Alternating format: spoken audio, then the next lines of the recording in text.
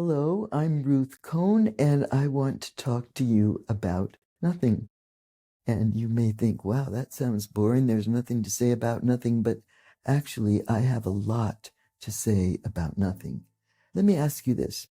Have you ever had a client come into your office and they don't even know why they're there, and they say, nothing happened to me. In fact, I've never really been able to stay in therapy very long, or wanted to stay in therapy very long, because there was nothing to talk about.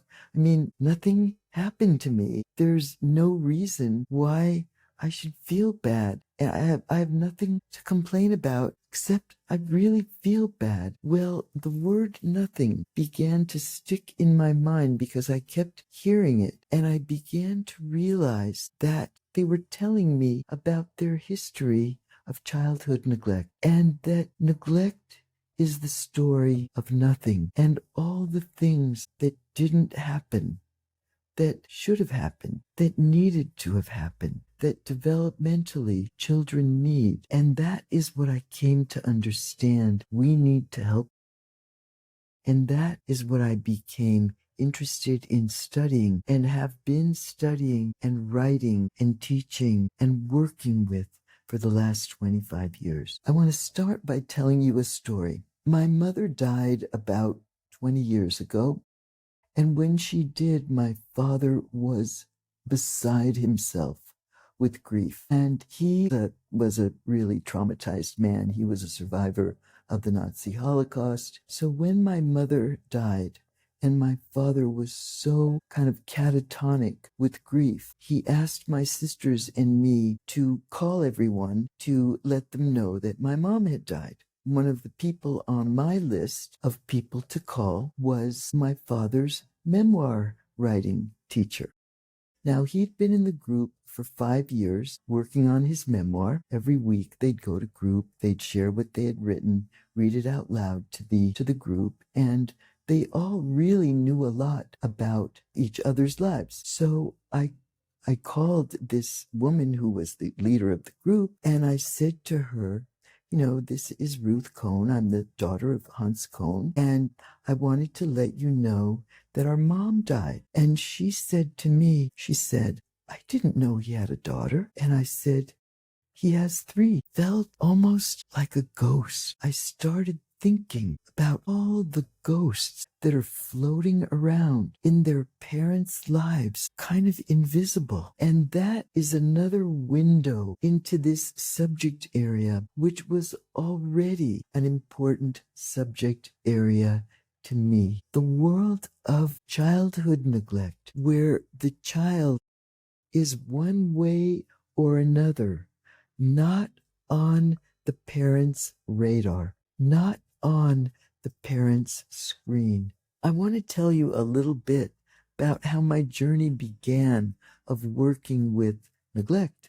My whole practice was working with women survivors of childhood sexual abuse.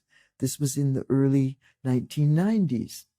And many of my survivor clients had partners, even spouses, and many of them complained about how their spouses didn't get it, didn't understand, particularly around sex, and how they were kind of hounding them for sex and not understanding how they were so compelled and sad and preoccupied with their trauma. And so I thought, well, I need to do something about this. I need to bring in these partners and teach them about trauma and sexual abuse. So I need to make these, most of them were men, I need to make these men into better support for my clients. So I decided I had a great idea.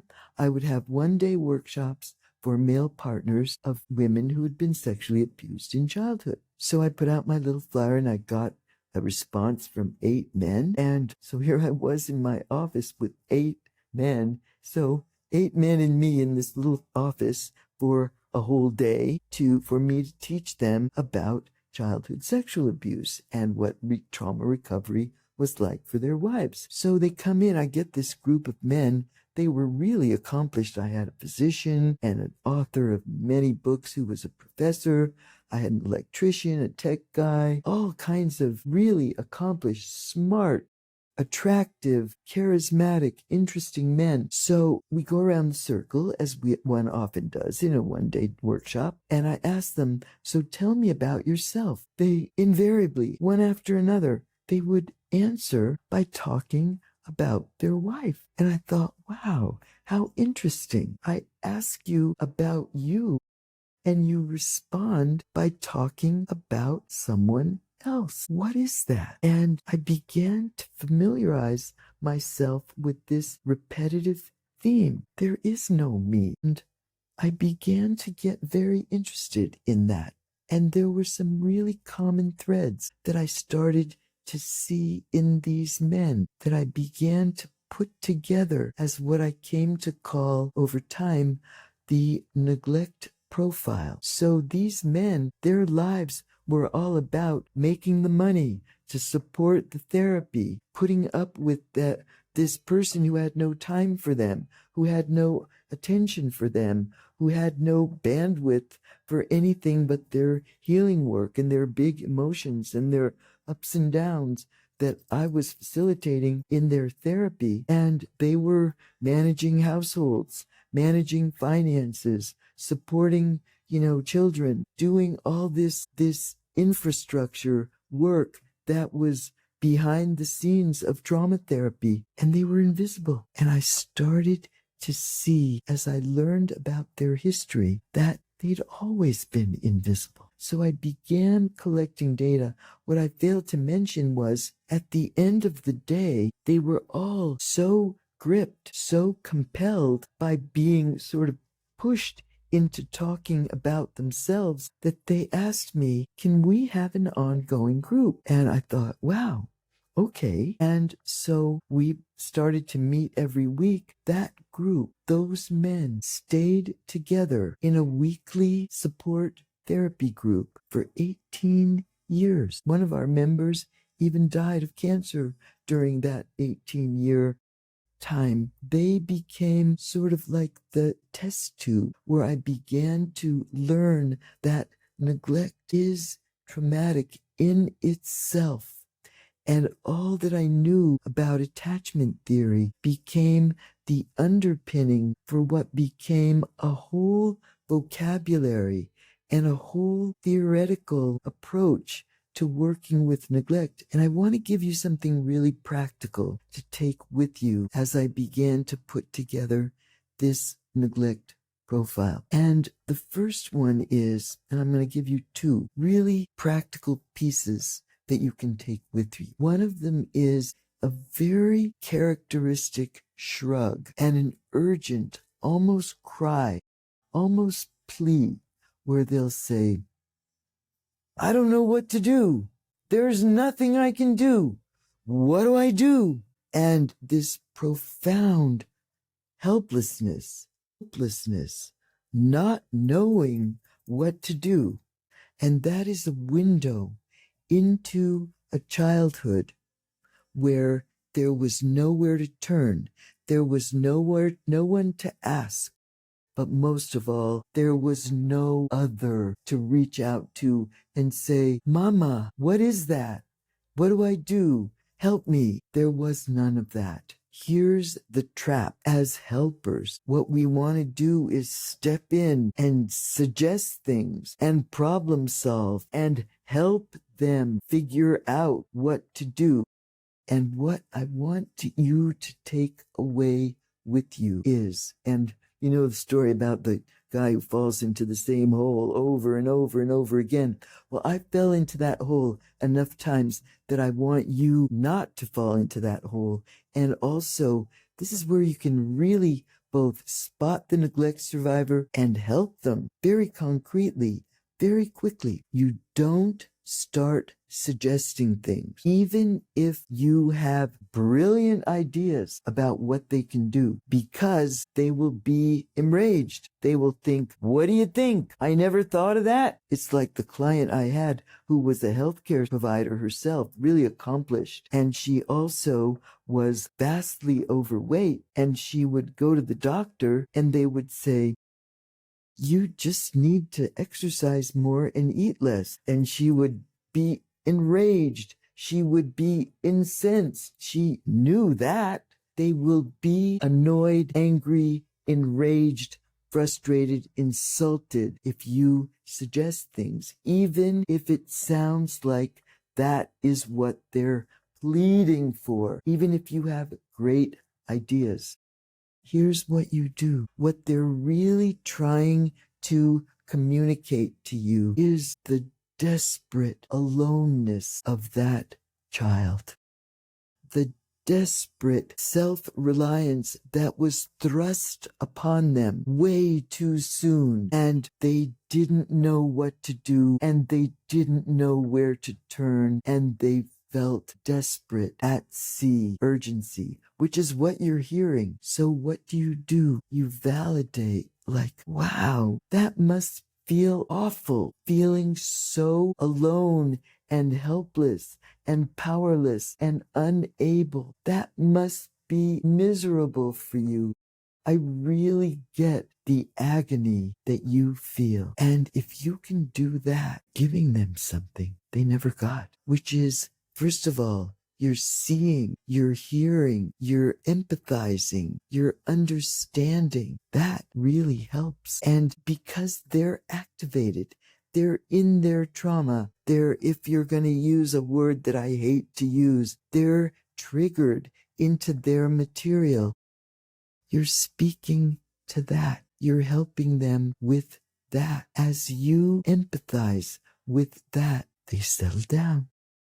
They come back into their left brain awareness. They become able to think. They may or may not choose from there to problem solve with you, or they may get more in touch with their own knowing more what to do than they had initially felt. All that notwithstanding, something very practical that you can do, that you can utilize with these clients. Another one, and I call it a dead giveaway, because there's some kind of deadness associated with it. And if you're a couples therapist, you will hear spouses complain about this in their partners. It's like an aha for everyone. And it's what I call the 3 P's of neglect. And they are the following: passivity, procrastination, and paralysis. They fail to initiate, they don't follow through, and they collapse. They have a hard time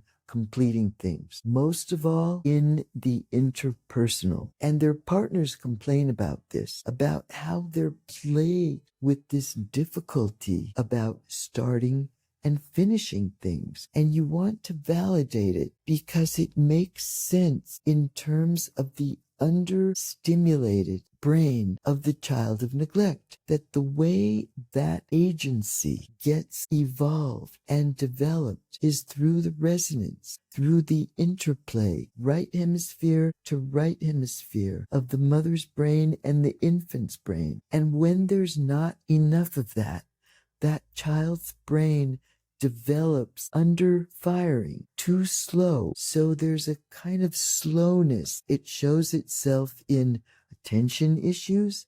Their partners complain they forget things, or their attention isn't focused and clear. They can't help it. They do have an under-focused, under-firing brain.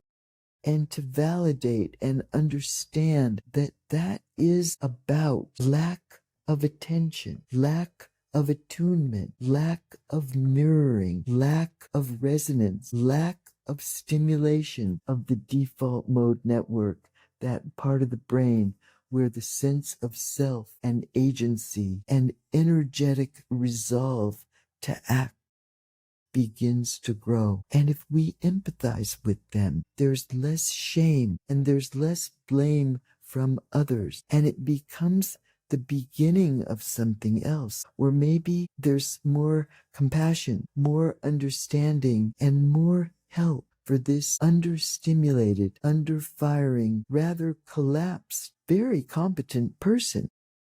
I leave you with those two very practical pieces, and I invite you to join me in more exploration of this wide world, this vast space. It's like outer space of emptiness, of nothing, which is neglect. I have created a course with the Academy of Therapy Wisdom where I really deepen and broaden and expand into these various topics. As you can probably tell, I'm impassioned. There's a whole world of people who have basically been invisible in plain sight, a vast world of clients or potential clients who really need someone who can help them recognize what's wrong. They think there's nothing to explain their ennui or their loneliness or their relationship difficulties or their isolation or their sensitivity about things like rejection and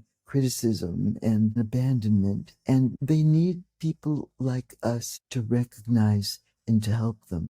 They've slipped through the cracks their entire lives. Our field has neglected them.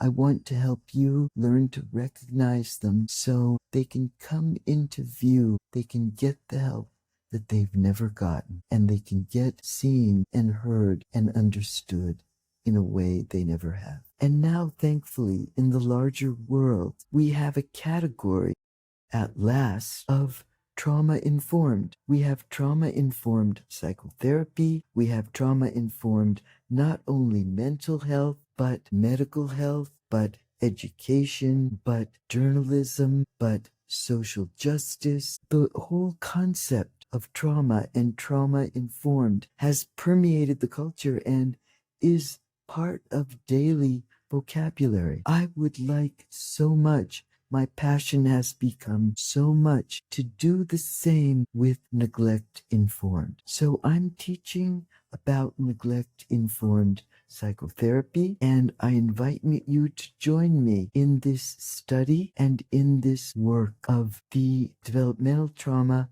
of childhood neglect, how we can help people discover that their experience of nothing is not nothing.